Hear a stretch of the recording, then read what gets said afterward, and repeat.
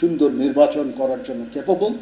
আমরা সবাই আগ্রহী, নির্বাচন কমিশন আগ্রহী, সরকার আগ্রহী, আপনার অ্যাডমিনিস্ট্রেশন আগ্রহী, পুলিশ আগ্রহী, সেনাবাহিনী আগ্রহী, বিমান বাহিনী, নৌবাহিনী, সবাই। সেখানে নির্বাচন না হওয়ার কোনো সুযোগ নাই। কিছু মানি ট্রানজ্যাকশন হতে পারে বিকাশের মাধ্যমে, সেটা নির্বাচনকে প্রভাবিত করার জন্য, অর্থের লেনদেন ইত্যাদি। আমরা নির্বাচন কমিশনের সাথে কথা বলেছি। প্রত্যেকটা কনস্টিটুয়েন্সিতে কিছু ক্রিমিনাল থাকতে পারে, সবাই এই ধরনের অপকর্ম করবে না।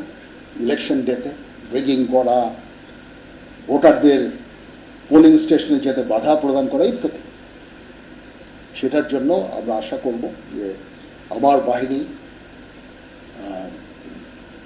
এদের বিরুদ্ধে অ্যাকশন নেবে। আপনারা আইদার ডিটেনশন অথবা মামলা, যেটুকু বলে, মানে অপরাধ করলে যেটুকু